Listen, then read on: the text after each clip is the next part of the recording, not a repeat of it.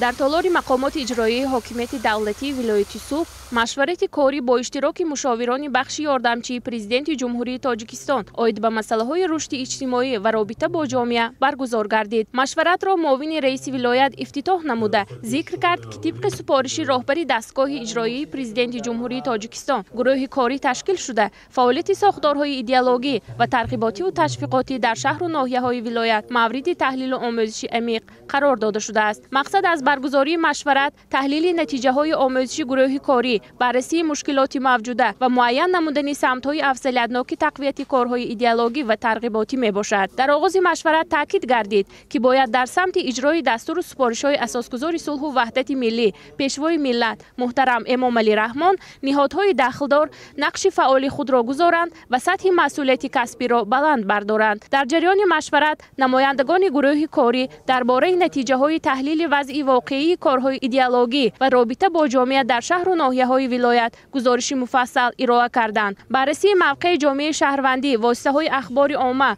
مؤسسه‌های تحصیلاتی و بخش‌های دیگر اجتماعی در این روند نیز جای مخصوص داشت. نمایندگان گروه کاری از مسئولین دعوت به عمل آوردند که با استفاده از تمام امکانات موجوده کار را در سمت بلند برداشتن معرفت سیاسی و حقوقی شهروندان، ترغیب ارزش‌های ملی و احساس وطندوستی تقویت بخشند. اینچنین در مشورت توجه مخصوص به ضرورت پیشگیری پدیده‌های نامطلوب از قبیل افراطگرایی، خرافات پرستی و تعصب دینی روانه شد. ذکر گردید که برای مقاومت با چنین خطرها باید محیط سالم اطلاعاتی فراهم آورده شده برنامه‌های مهم ایدئولوژی و معرفتی جاری گردند. در انتها به معاونان رئیسان شهر و ناحیه‌ها و راهبران ساختارهای مربوطه دستور داده شد که نقشه‌های مشخص عملی تهیه و راه‌اندازی نموده جهت بلند برداشتن سطح خودشناسی ملی، افتخار وطنداری و تربیت وطن دوستانه اهالی تدبیرهای مؤثر اندیشند.